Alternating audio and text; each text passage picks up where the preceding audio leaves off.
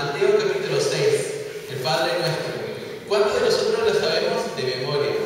El Padre Nuestro. Creo que la mayoría, ¿no? Desde toda la vida estamos escuchando esta oración, pero yo quiero sugerirles a ustedes que capaz el Padre Nuestro es la oración más peligrosa que hay en la Escritura. La más peligrosa, ¿por qué? No es porque se puede repetir o se puede decir sin conciencia. El peligro viene cuando lo decimos con conciencia y realmente entendemos lo que Jesús está haciendo en el Padre Nuestro. ¿Qué dice? Padre nuestro que estás en el cielo, santificado sea tu nombre, venga tu reino, hágase tu voluntad en la tierra como en el cielo. Danos hoy nuestro pan cotidiano, perdónanos nuestras deudas, como también nosotros nos hemos perdonado a nuestros deudores. Y no nos dejes caer a la tentación, sino líbranos del maligno. ¿Para qué sirve la oración? ¿Para qué sirve? Para sintonizarnos con Dios, para ponernos de acuerdo nosotros con Dios, para que su voluntad llegue a ser nuestra voluntad. Un buen ejemplo de eso fue Jesús en el huerto. Estaba sudando gotas de sangre. Y él decía, si hay manera, si hay posibilidad que esta copa pueda pasar, bueno, que sea así, que no tenga que pasar por esto, pero si es tu voluntad, lo voy a hacer, que no sea mi voluntad, sino la tuya. ¿Sí? La oración es para sintonizarnos con Dios, para que estemos en la misma página que Dios, lo que Él quiere para nosotros y lo que Él quiere para nuestro mundo. Entonces hay tres frases que me llaman la atención. Dice, santificado sea tu nombre, que se haga tu voluntad y que venga tu reino. Entendemos por el contexto que dice, santificado sea tu nombre en la tierra como en el cielo. Esta frase al final corresponde a las tres frases anteriores. Que se haga tu voluntad en la tierra como en el cielo, que venga tu reino en la tierra como en el cielo. Es una oración peligrosa. ¿Por qué? Porque al orar esa misma oración que oró Jesús, nos comprometemos con el proyecto de su reino. Nos comprometemos con hacer justicia, con hacer su voluntad y con adorarlo solamente a Él. Ahora, ¿qué es el reino de Dios? Si volvemos al libro de Daniel, vemos algunas cosas. La idea del reino de Dios no fue tan definido en el Antiguo Testamento, pero sí entendemos que es el dominio de Dios, el lugar donde Dios reina. Si pensamos en la conquista española, vemos que el rey de España, ¿dónde estaba? En España. Él era el rey de España, su reino era España y los lugares que él había conquistado. Él reinaba acá, aunque no estuvo acá. Y gracias a Jesús, a través de Jesús, Dios reinó acá en la tierra y sigue reinando. Y vamos a ver un poco más de eso. Pero el reino es el lugar de dominio de Dios y la iglesia es la mayor manifestación de ese reino. Acá entre nosotros Dios reina, Dios es rey y nosotros podemos vivir dentro de su reino. Pero ¿qué significa realmente santificar el nombre de Dios? Tenerlo como santo, como sagrado. ¿Qué significa realmente? ¿Qué significa realmente hacer su voluntad en la tierra? Muchas veces trivializamos la voluntad de Dios. ¿No será que Dios quiere que me ponga la camisa roja o la camisa azul? Y nos preocupamos por detalles cuando su voluntad es bien obvia. Cualquier que abra la Biblia puede ver qué es la voluntad de Dios para la humanidad, para su iglesia. Pero ¿qué significa también la venida de su reino a la tierra? Ya capaz es un poco más complicado. ¿Qué significa la venida de su reino a la tierra? Él quiere trasladar su dominio de los cielos a la tierra. Significa que los cristianos son llamados a vivir como si la futura realidad se hiciera presente en el ahora. Otra vez, significa que los cristianos son llamados a vivir como si la futura realidad de los cielos se hiciera presente hoy, aquí, en la tierra. Somos llamados a vivir como si Jesús ya hubiese entregado el reino a su Padre. ¿Por qué? Porque Cristo ya venció la muerte. Ya la venció y solo falta para poner el último enemigo por debajo de su pie. 1 Corintios 15. Somos extranjeros en este mundo, no tanto por nuestra ubicación, sino por nuestras costumbres, sino por nuestro enfoque, sino por nuestra meta en esta vida. El sermón del monte, Jesús hace un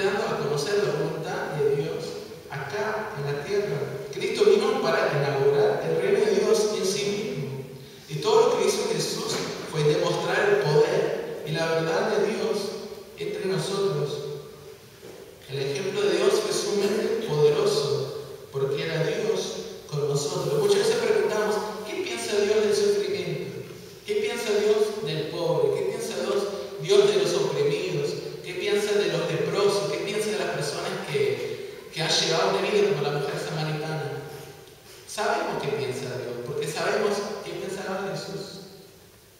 Jesús le dio rostro humano a Dios. Ese es el chiste de la encarnación. ¿Y nosotros qué? ¿La iglesia qué es? La iglesia no es un club de fans de Jesús. Tiene suficientes fans. ¿Sí? Tiene seguidores en Twitter, en Facebook. Tiene suficientes fans Jesús. La iglesia no es un club de fans y tampoco es un club de admiradores. Hay muchísimas personas que admiran a Jesús por sus obras, por su enseñanza, por su forma de ser, por todo lo que él dejó. Pero Jesús tiene suficientes admiradores. Escúcheme, en la iglesia, en la segunda encarnación de Cristo en la tierra, somos la representación de Dios acá en la tierra. Somos el rostro humano de Dios acá en la tierra.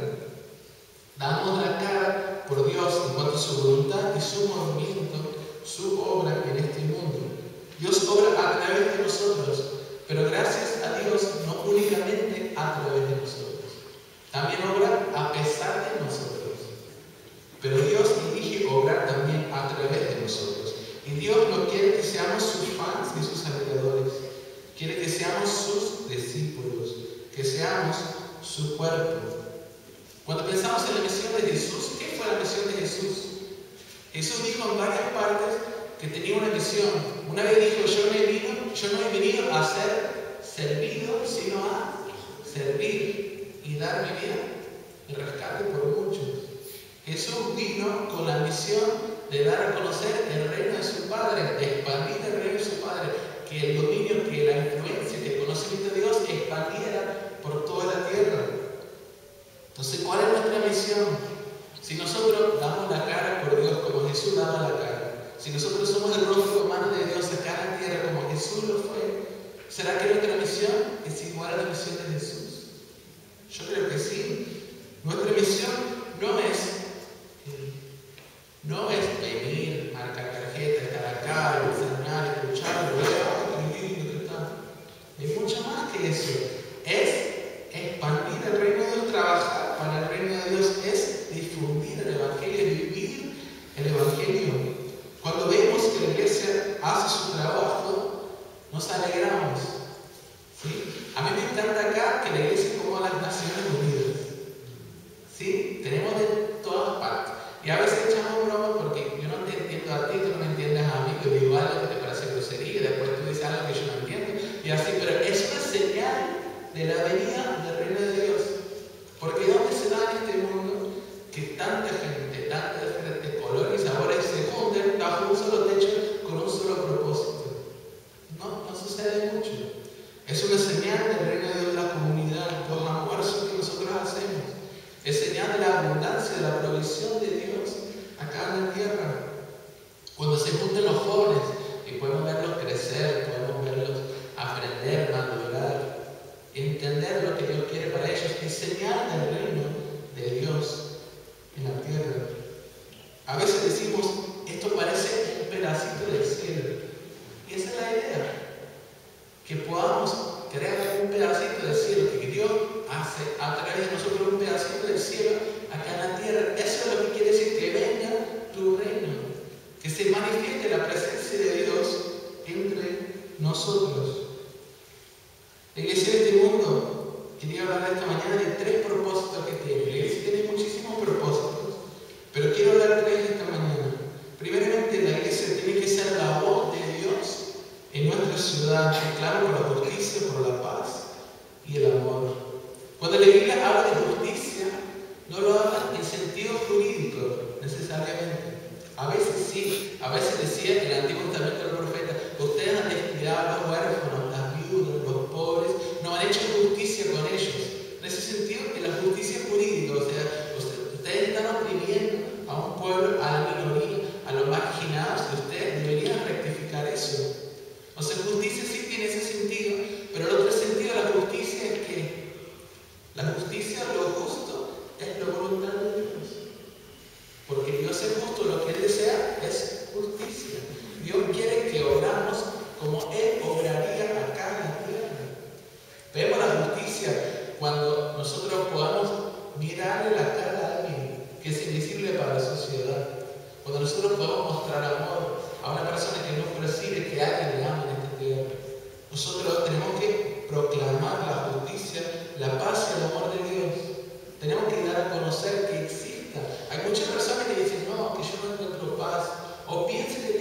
paz, pero nada que ver. Nada que ver con la paz que sobrepasa todo entendimiento.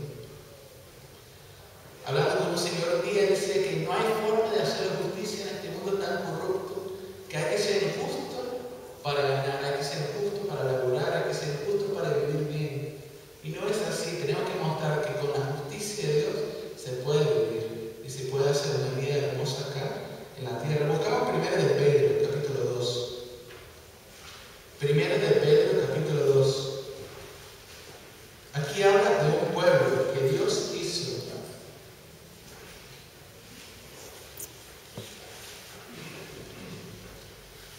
Primero de Pedro, capítulo 2, versículos 9 y 10. Primero de Pedro 2, 9 y 10. Vemos que Dios creó el mundo, mandó a su Hijo unigénito para que todos creyeran en Él y tuvieran vida eterna. ¿Sí? Y apartó para sí un pueblo para hacer algo, para continuar su misión. Dice así, 1 de Pedro 2, 9 y 10. Pero ustedes son linaje escogido, real sacerdocio, nación santa, pueblo que pertenece a Dios, para que proclamen las obras maravillosas de aquel que los llamó de las tinieblas a su luz admirable. Ustedes antes ni siquiera eran pueblo, pero ahora son pueblo de Dios. Antes no habían recibido misericordia, pero ahora ya lo han recibido. Fuimos apartados ¿para qué? Para dar a conocer las obras maravillosas de Dios. ¿Cuáles son las obras de Dios? La justicia de Dios, el amor de Dios, la paz que Dios nos quiere dar a nosotros. Eso es lo que tenemos que proclamar. ¿Y quién da el mejor ejemplo de eso? Jesús, que fue a un templo que ya estaba corrupto, que ya no servía, que ya no era lo que Dios quería que fuera, lo limpió y dijo: esto no, basta. Así no es la vida espiritual, nosotros también. Pero no basta con palabras, ¿saben? No basta con solo anunciar el Evangelio. Punto número 2, tenemos que vivir el Evangelio, dando testimonio real del poder de Cristo en nuestras vidas. Sí, Romanos 1, versículo 16, vamos a buscar juntos. Un texto bastante conocido igual. Romanos 1, 16 y 17. Dice: a la verdad no me avergüenzo del Evangelio, pues es, ¿qué dice?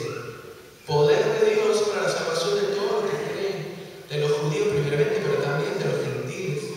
De hecho, en el Evangelio se revela la justicia que proviene de Dios, la cual es por fe, de principio a fin, tal como está escrito: el justo vivirá por la fe. Tenemos que vivir el Evangelio, realmente encarnar, darle cuerpo al Evangelio, que la gente pueda ver qué diferencia hace el Evangelio en nosotros. Dice que el Evangelio es poder de Dios y ese poder debería manifestarse en nuestras vidas.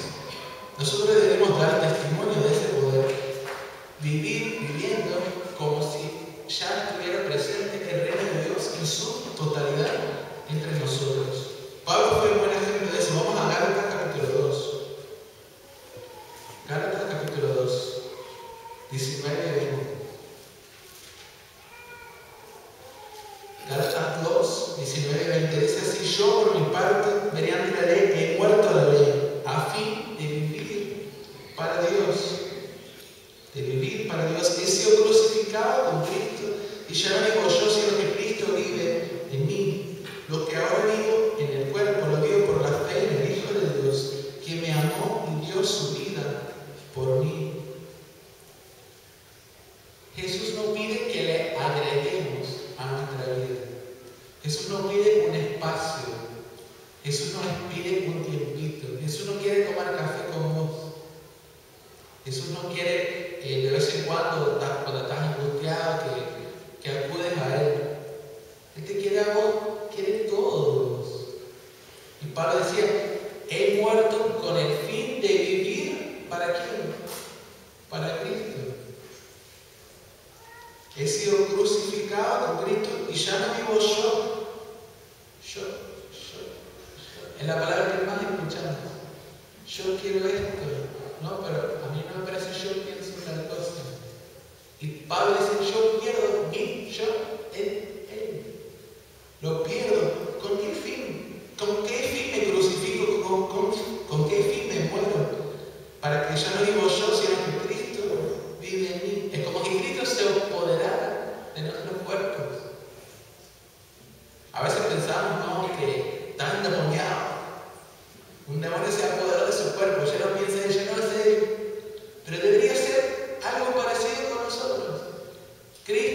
apoderó de este cuerpo y ahora vive en mí, vive a través de mí, y Cristo debería hacer también a través de mí.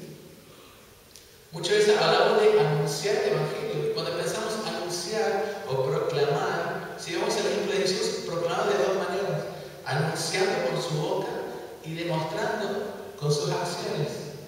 Con su cuerpo demostraba el poder del Evangelio, el poder de Dios para los que se salvan.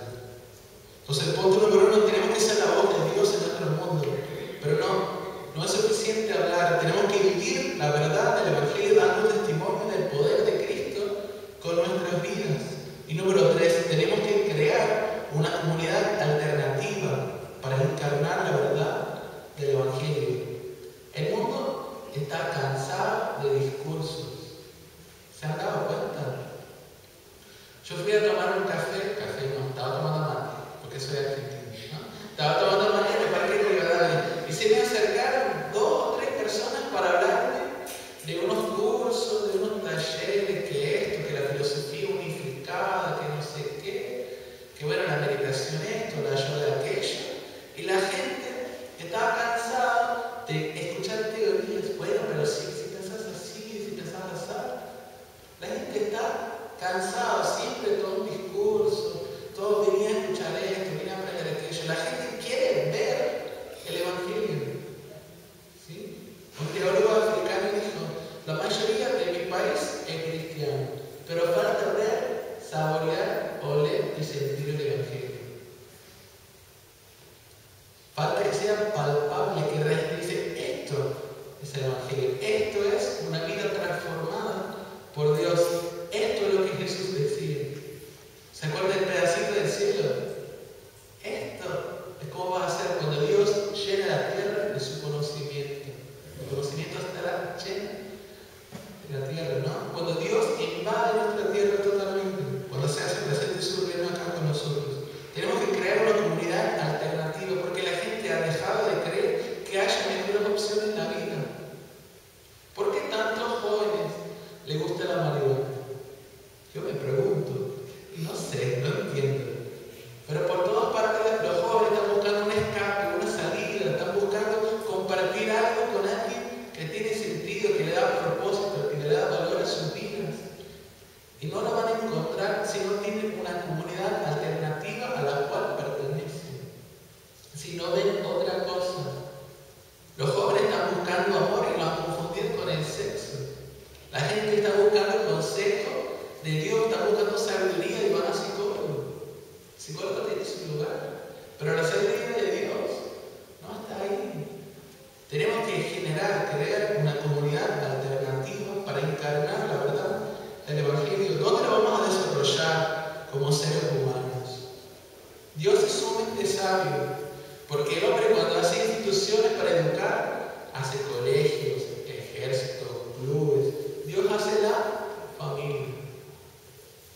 Dios hace la familia y quiere que nosotros seamos una familia para que la gente pueda desarrollarse acá, para que puedan aprender, para que puedan crecer, para que haya comprensión, para que haya amor, para que haya paciencia. ¿Cómo nos vamos a desarrollar fuera de esta comunidad? ¿Y cómo va a dar cuenta el mundo que existe una alternativa? Alguien me dijo: yo tengo muchos amigos, pero no tengo ninguno. ¿Y por qué?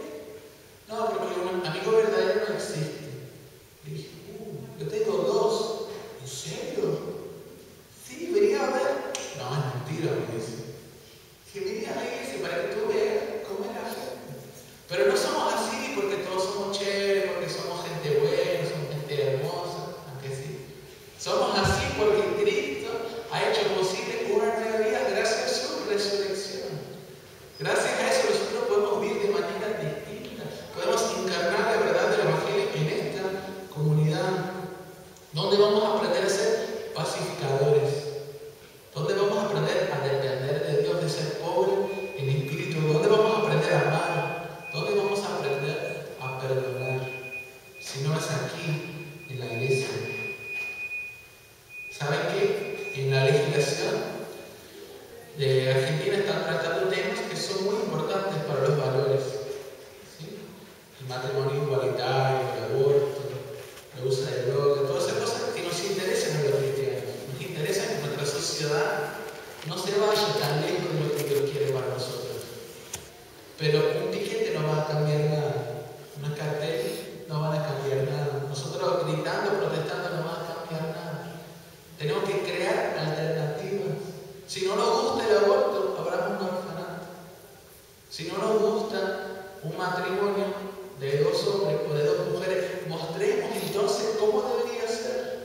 invirtamos en nuestro matrimonio. Busquemos la manera de que nuestras familias sean ejemplares, que llamen la atención y que mi familia sea así. Ellos tienen algo.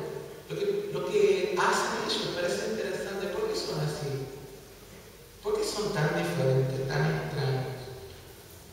Estos jóvenes no necesitan fumar marihuana, no necesitan hacer nada de eso para compartir. Ellos están tan contentos pasando mate como nosotros pasando otra cosa. ¿Por qué tienen esa paz? ¿Por qué son así? Son así. Porque tenemos que encarnar la verdad del Evangelio, tenemos que verlo, tiene que ser palpable, tenemos que demostrar una alternativa. Si estamos cansados de la inmoralidad, basta de criticar, ya está. Ya sabemos que no. Hagamos algo al respecto. Mostremos con nuestra vida el mundo que Dios quería para nosotros. Me fascina la idea de que el reino de Dios se parece a la levadura. Vamos a Mateo capítulo 13. Mateo capítulo 13.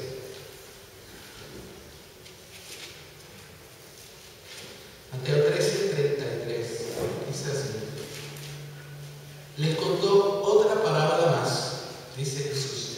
El reino de los cielos es como la levadura que una mujer tomó y mezcló con una gran cantidad de harina hasta que fermentó toda la masa. ¿Cuántos han hecho pan casero aquí? ¿Y cuánta levadura usamos si queremos hacer un pancito así? Así, ¿no? Así de levadura, ¿no? Un cachito nada más. Un poquitito de levadura, pero mete toda la masa y hace que el pan crezca. Supongo que por ahí, antes de que se dieran cuenta de eso, alguien metió muchísima levadura y no quedó más en el horno el pancito. Pero ¿qué dice? El reino de Dios es como que levadura. Porque un poquitito hace una gran diferencia, genera una gran influencia, genera cambios, genera transformación en la materia en la cual está trabajando. A veces decimos, no, que somos re pocos, no hay mucho cristiano acá. ¿Y qué dice? El reino de Dios es como levadura, como semilla de mostaza, el menor de los grandes. Cuando crece, es un árbol grande, un arbusto grande que los pájaros pueden buscar refugio en él. ¿Sí? ¿Cuál fue la misión de Jesús? Para dar a conocer el reino de su Padre, para dar a conocer una vida alternativa a lo que los religiosos de su día habían dicho. Los religiosos de su día decían que la vida espiritual es diezmar hasta las especies, es guardar esto, guardar aquello, es llevar unas cajas súper grandes con la escritura. Tenemos unas cosas tan largas así de la falda para que todo el mundo sepa que yo soy espiritual. Y Jesús dijo, basta de eso, chicos. La verdadera espiritualidad es orar en tu casa, vos solito. Es ayunar sin que nadie se dé cuenta. Es provocar cambios en tu sociedad, en tu familia, en tu ciudad. Y generar una comunidad alternativa, o sea, iglesia, que demuestra la verdad de Dios acá en la tierra. De eso se trata, de demostrar el poder de Dios entre nosotros, de demostrar la justicia, de dar a conocer la voluntad de Dios para nuestro mundo. Eso no necesita más admiradores, tiene suficientes que la admiran y no hacen nada. Hay mucha gente. Jesús se ve maestro, pero no le sigan sus enseñanzas. No seamos admiradores, no seamos fans de Jesús, seamos discípulos de Él. Que podamos proclamar la justicia, la paz y el amor, pero no solo proclamar, no solo hablar, sino vivir la verdad del Evangelio, dar testimonio del poder de Dios entre nosotros, que la gente pueda saber sin que nosotros no digamos nada, que sepan que somos cristianos. ¿Para qué vivimos? Que hemos muerto, hemos sido crucificados con Cristo a fin de vivir para Él, que Él viva en mí y que obra a través de mí. Y tenemos que generar comunidades alternativas, vivir en la iglesia para encarnar la verdad del Evangelio. Dice Efesios 2, 4 al 10, que por la misericordia de Dios, aun siendo pecadores, Cristo murió por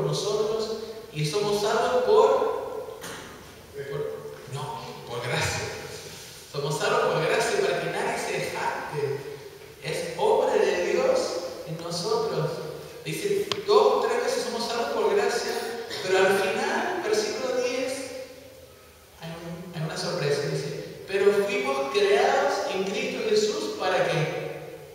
Para buenas obras. Pero ya va, no somos salvos por buenas obras, pero fuimos creados para buenas obras.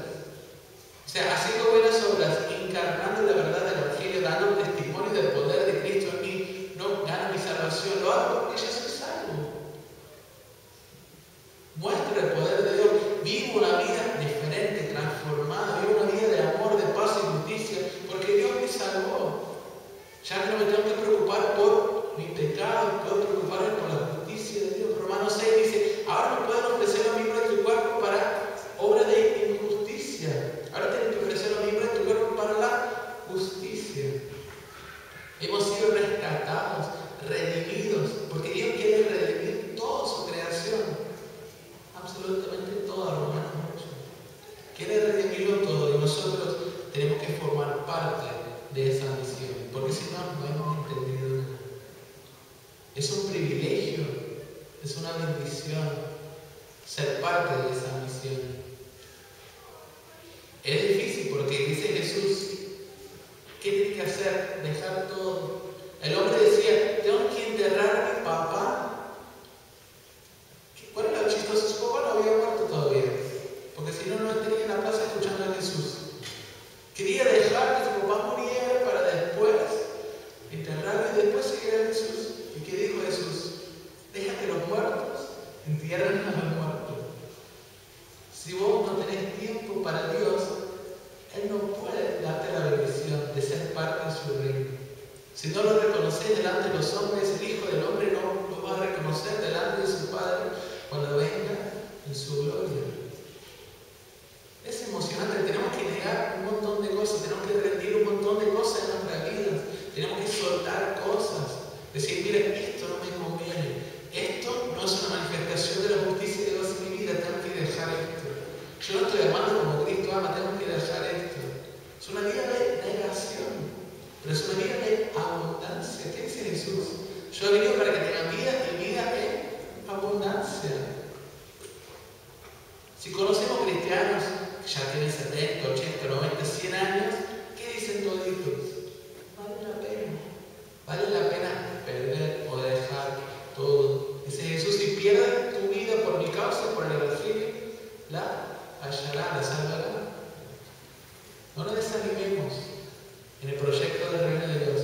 Es un sueño que nace en el corazón de Dios para todos nosotros. Y lo que Dios más quiere es que nosotros nos apropiemos del sueño de Él.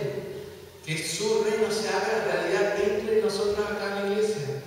Aquí veo un pedacito del cielo, pero venimos creciendo, madurando, mostrando amor, perdonando, metiendo la pata, volviendo a perdonarse. Eso es el reino de Dios. Amor, paz y justicia. Y nosotros tenemos que elaborar, tenemos que trabajar para que se haga realidad entre nosotros. Y no solamente hablarlo, no solamente hablarlo, sino vivirlo, encarnarlo, dar la cara por Dios en nuestra ciudad. Que Dios lo bendiga.